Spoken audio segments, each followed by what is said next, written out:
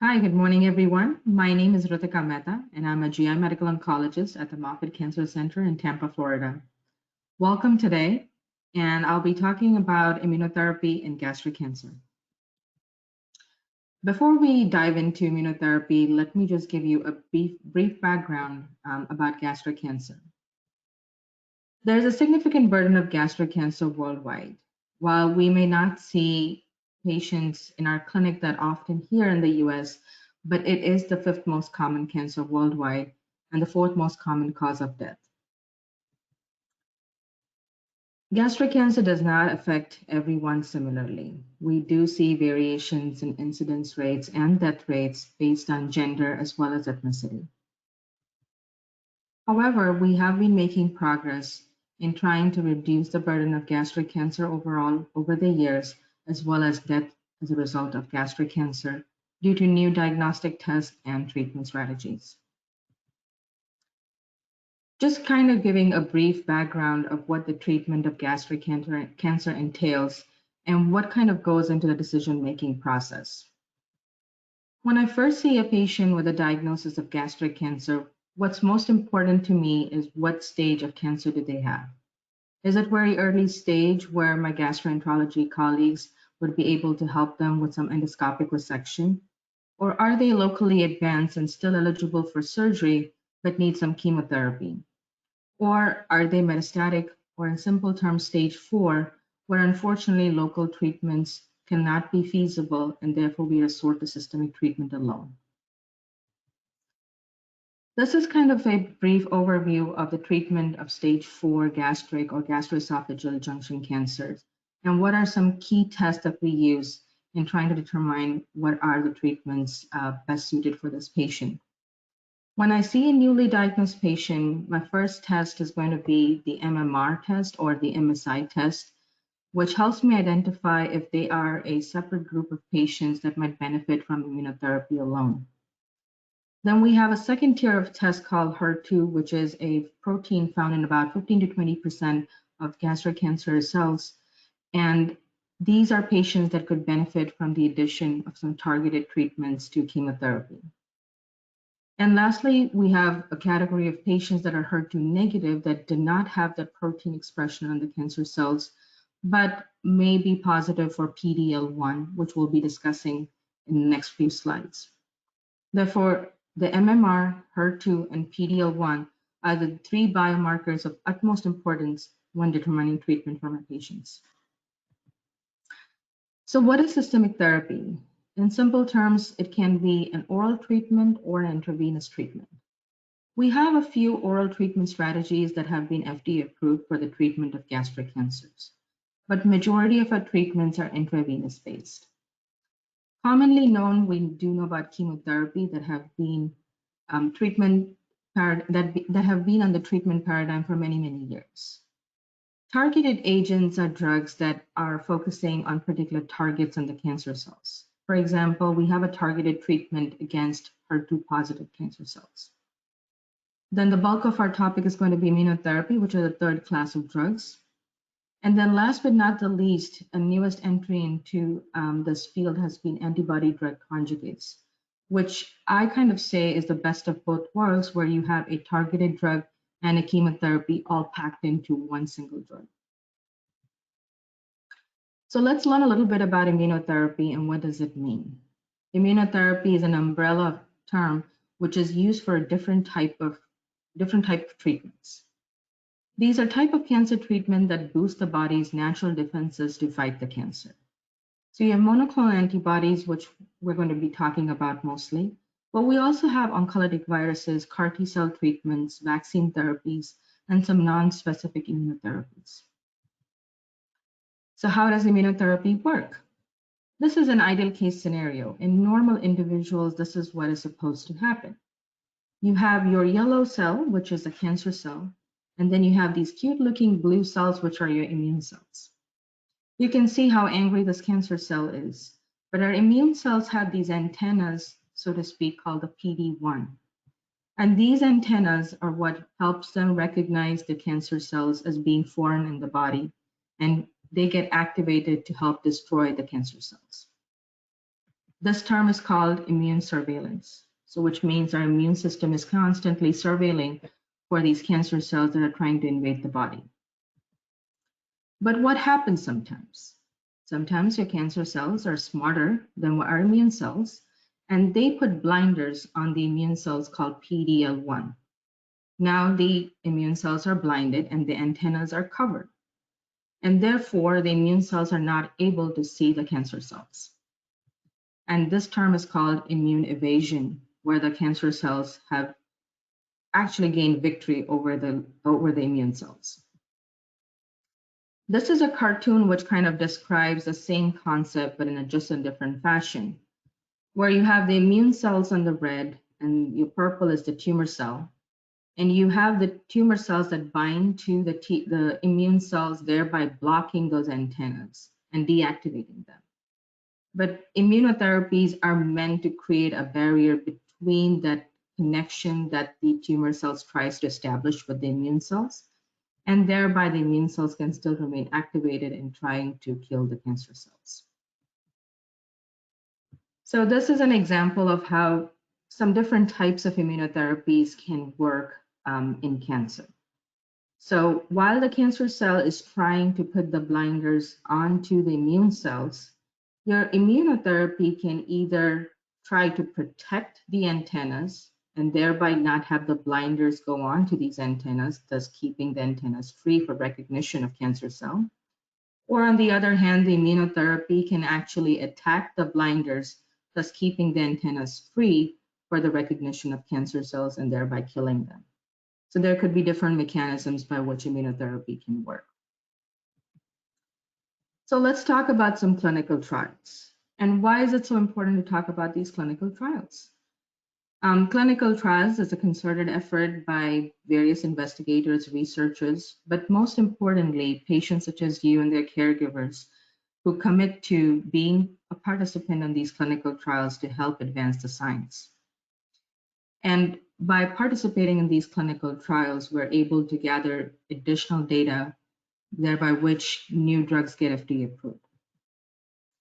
The very first landmark trial that studied immunotherapy in gastric cancer is the KEYNOTE-059 trial, where patients who had recurrent or metastatic gastric cancer and had received 2 or more prior lines of treatment were treated with immunotherapy.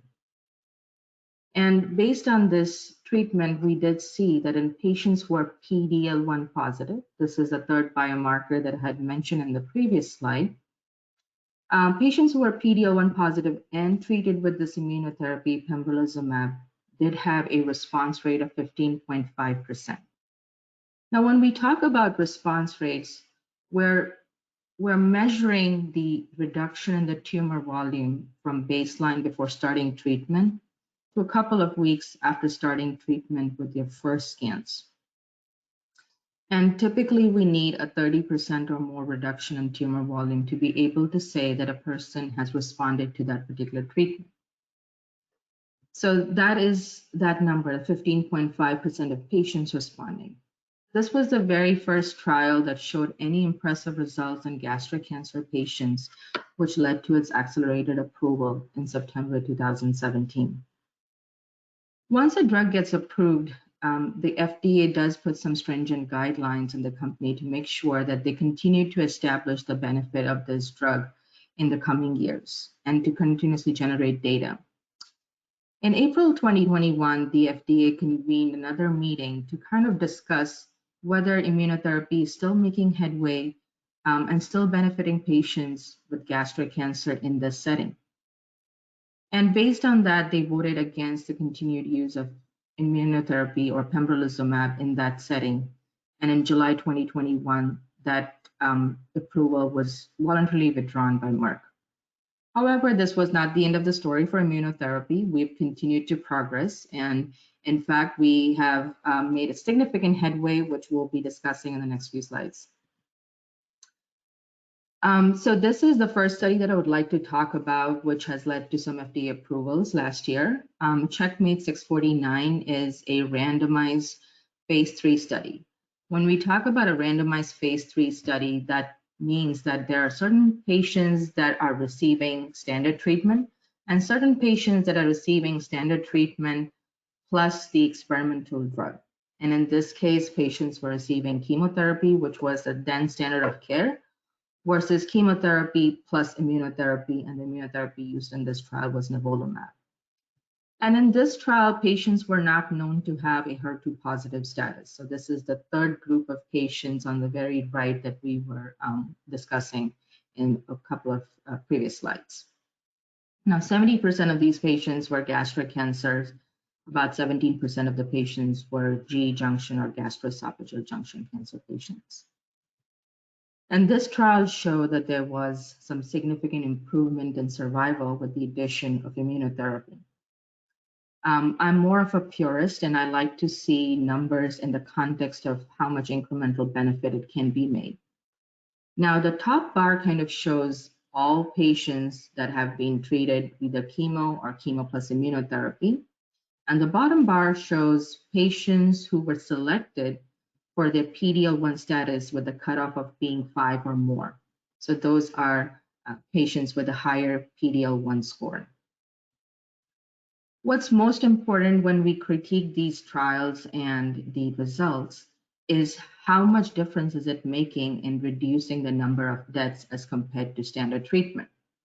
And that's usually denoted by the word hazard ratio, or the letters HR. And here you can see that the hazard ratio is 0.71.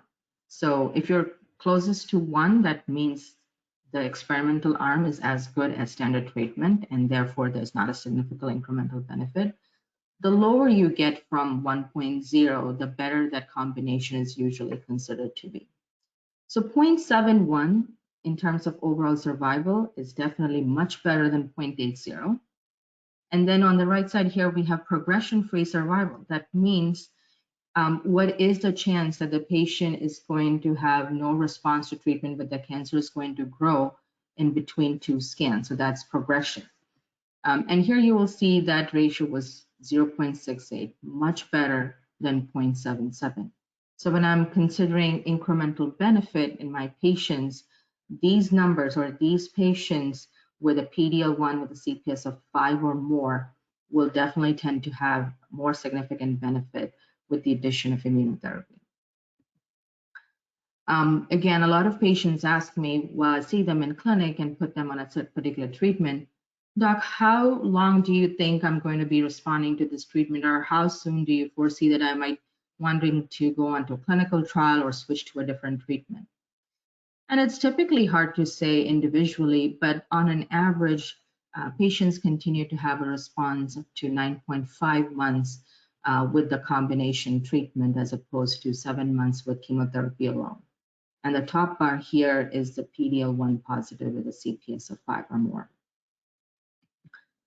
Again, this slide also kind of shows that the more you select for your CPS score, the better your responses are going to be, the longer survival benefit we're going to see, the longer progression-free survival benefit we're going to see. So this led to the FDA approval of the combination of chemotherapy plus nivolumab in advanced gastric cancer, GE junction cancer, in April 2021. Now, NCCN, which is the National Comprehensive Cancer Network, and this is a group of various institutions across the country that see high volume cases, they convene together to form some guidelines which are easily accessible to patients as well as providers or physicians. And these guidelines are simply meant to provide some recommendations of what would be, if they were seeing a patient in clinic, what would be the best recommendation they would provide to their patient based on all the data that they collate together. And based on the NCCN guidelines, they did set up some caveats for the use or the addition of nivolumab to chemotherapy, and that is with the high PD-L1 CPS score in patients. Next, moving on to patients who are found to be HER2 positive. This is the protein that can be found in about 15 to 20% of gastric cancer patients. This is another phase 3 study called the Keynote 811. Prior to this study, the gold standard was chemotherapy plus a targeted drug called trastuzumab or a biosimilar. This trial evaluated if there is benefit of adding pembrolizumab, another immunotherapy, to that combination. And while the final results are not available yet, but there were some impressive results that were presented a few months ago, it's almost now 6 months, where we did see that in a waterfall plot. Now, a waterfall plot is, imagine you're starting at ground zero. Anything that goes up means your cancer is growing. Anything that falls down means your cancer is shrinking. And here you can see any decrease with pembrolizumab. So if you added immunotherapy to the chemotherapy plus the targeted drug trastuzumab, 97% patients saw at least some decrease in their cancer volume. More than 80% decrease in their cancer volume were about 32%. So a significant amount of patients. What's most striking here is if we look at that response rate that we mentioned previously, with the chemo plus trastuzumab, you see about 52% response rate. That increases to about 75% by adding immunotherapy. Also, a significant proportion of patients achieving a complete response, which means your scans are not able to identify any tumor lesions that are greater than 1 centimeter or a lymph node greater than 1.5 centimeter. So these were some impressive results that led to the FDA approval of this combination in May 2021 for HER2-positive gastric and G-junction cancer patients. Again, the NCCN will list this as the recommended regimen while we still await for some final results from this trial. Now, we've talked a lot about purely gastric or gastroesophageal junctions, but sometimes gastroesophageal junction tumors can be clubbed even with esophageal cancers, and that's where Keynote 590 comes. Again, this is a trial that looked into chemo versus chemo plus immunotherapy, a different type of immunotherapy than nivolumab. Now this is pembrolizumab. And in this study too, we had, again, a minority of G-junction cancer patients, I would say less than 15%. But this study also showed that if we super selected for patients with a high scoring PD-L1, here the cutoff was 10 or more, then we did see a significant incremental benefit of adding immunotherapy, both in terms of overall survival and progression-free survival. So the hazard ratio that we were talking about is 0.62 here and 0.51 here. So again, impressive results. So therefore, these results also led to the FDA approval of the combination of chemotherapy plus pembrolizumab in March 2021. And again, there's a proportion of G-junction cancers that were eligible on this trial. Again, NCCN has been much more stricter in terms of outlining the cutoff. So again, they do recommend that these agents should be used with caution and only in patients, ideally in patients with a higher scoring PD-L1 with a cutoff being 10 or more. Now, all this time we've been talking about metastatic or stage 4 or recurrent settings. So let's talk a little bit about what happens in locally advanced cancers. This would be more relevant for our gastroesophageal junction patients, those who undergo chemoradiation prior to surgery. Now, until about 2 years ago, our standard practice used to be if patients were eligible for chemoradiation and surgery, then they received chemoradiation, surgery, and then there was no treatment following that. At the time of surgery, there could be two outcomes. One is where you have no live cancer cells. Everything that's been taken out is dead tissue, which is the most ideal. And second outcome could be that you still have some live cancer cells, but that's being taken out at the time of surgery. Now, prior studies have shown that if you had some live cancer cells at the time of surgery that were taken out, there is a slightly higher risk for the cancer to come back. And therefore, this trial evaluated that what if we enroll those patients onto this trial and treated them with nivolumab, another immunotherapy, for 1 year versus giving placebo. And again, this was a placebo trial because at that point in time, there was no standard postoperative treatment. And the study showed, again, majority of them being adenocarcinomas, the study showed that the disease-free survival was improved by the addition of nivolumab. Now, disease-free survival would entail that at the time of surgery, you're considered to be disease-free, but you undergo routine monitoring, and at some point in time, if scans do show that the cancer has returned, then the time from your surgery to the time the cancer returns would be considered your disease-free interval. So with the addition of the immunotherapy after surgery, it did improve our disease-free survival. And the graph on the right side just shows that the improvement was seen both in squamous cell cancers as well as in adenocarcinomas. Now, there is some ongoing data that's being generated about PD-L1 status even in this setting. As of now, based on, as we've seen in other studies, the incremental benefit is more in patients who are selected for their PD-L1 status with the high scores. But FDA has approved this regimen for patients who have undergone chemoradiation and had surgery, still have live cancer cells at the time of surgery, to receive 1 year of nivolumab. Time will say if we're going to be much more stringent about PD-L1 cutoffs in this setting. So this just kind of gives us a timeline of the immunotherapy approvals in G-junction cancer. So as I had mentioned previously, September 2017 saw the first approval of pembrolizumab in gastric cancer, which was subsequently withdrawn. But 2021 was very active for FDA approvals in this space, with 4 different approvals for different indications. Now, why is PD-L1 so important? Why do we see that difference in PD-L1 positive high scoring patients versus all subgroup of patients?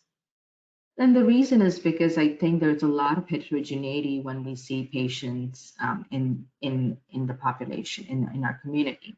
Not every person's cancer is the same. And therefore, there are some subgroups that benefit from the addition of immunotherapy as opposed to some other patients. Just taking back into the biology of the cancer, this is how we kind of look at gastric cancer at a genetic level. We have 4 different genetic types, so to speak. And we have the first 2 columns here called the EBV positive and the MSI high. If you remember, we had talked about MSI high in a few slides before, but EBV positive and MSI high are considered to be highly immunogenic tumors or cancers, and these are, so to speak, hot tumors. Their immune cells have these antennas ready to go and to work with immunotherapy to kind of activate things and kind of kill cancer cells rapidly. On the other hand, the genomically stable, which are patients typically with Linitis plastica or diffuse type gastric cancers, or the CIN or the chromosomal unstable, which we've most frequently see in our clinic, they are considered to be cold tumors, which means, yes, the antennas are there on the immune cells, but they still need a pretty strong stimulus for them to kind of get up and go and kill the cancer cells. So those are the strategies that we're trying to employ now as to how to turn these cold tumors into hot. So coming back to my earlier point, these are the subgroups of patients that therefore we see that there are pockets of patients that respond to immunotherapy versus certain pockets not so much. So the MSI high subgroup is an interesting group of patients. They don't encompass more than 10% of the patients that we see in our practice. But these are the patients, and across multiple clinical trials shown in the stage 4 setting, we have time and again shown that the response rates with immunotherapy is much more incremental than any other subgroup of patients. So the response rates can go anywhere from 45% to 58%. And these are considered to now be your most favorable prognostic group of patients. Now, MSI high is not unique to gastric cancer. There are many other cancers where MSI high status can be found. In the GI space itself, the other common cancer that we typically see MSI high status is the colorectal cancer. So based on how MSI high patients behave and how they respond to immunotherapy, FDA had granted an accelerated approval for the use of pembrolizumab and immunotherapy for MSI high or mismatch repair deficient patients in 2017, regardless of what their cancer type was. Now, MSI has become an important marker even in the locally advanced setting, and this was presented just a couple of weeks ago at our annual meeting. And this is a European study which kind of showed the utility of doing MSI testing in locally advanced gastric cancer.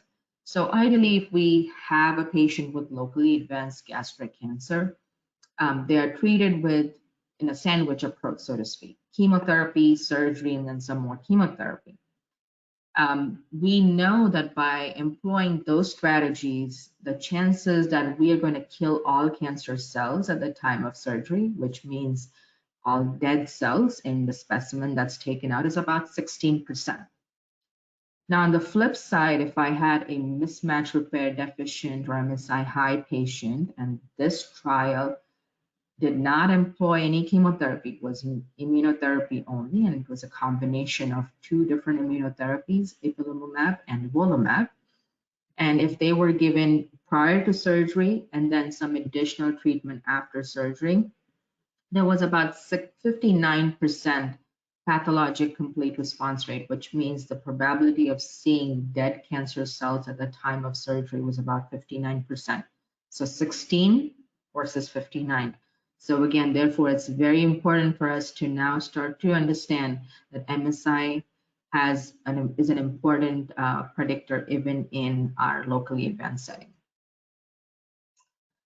A lot of patients come to me for a second opinion asking, oh, I'm not feeling well, I'm very, very sick from the cancer, or I have other medical comorbidities, I'm really not able to carry out my activities of daily living. I don't think so I can do chemotherapy. Do you think I should do immunotherapy?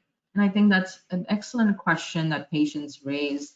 And it's really hard to kind of give them an objective answer. But there have been certain studies that have kind of accumulated data, and this is one that I'm presenting. ECOG is a scale that we use to help differentiate patients as to how functional they are. And typically 0 and 1 are like the high functioning, they're able to do activities of daily living and more, versus 2, 3, 4 are on the lower scale where patients are probably not up and around for more than 50% of the day, are usually in bed or in a recliner, not able to do things for themselves, and are really dependent on others for helping them out. And this study, which is a retrospective study, which means after patients were treated, they just collected this data and presented this, we see that there is a striking difference in their overall survival. So if I treated someone with immunotherapy knowing that they're really not fit, not independent, then actually I'm doing them more harm, versus immunotherapy, if offered to patients that are much more fit, makes more sense in terms of prolonging their survival. So sometimes doing less is doing more. And lastly, I wanted to talk about side effects. We all kind of know the side effects of chemotherapy. They can cause nausea, vomiting, fatigue, diarrhea, sometimes hair loss.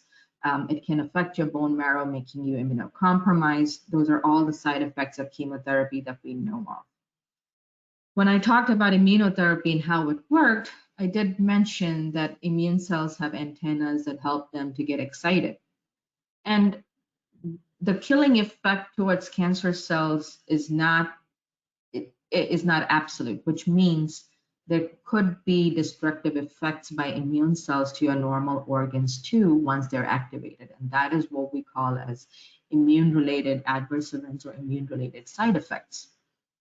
You may have had friends or family members with autoimmune conditions like lupus, rheumatoid arthritis.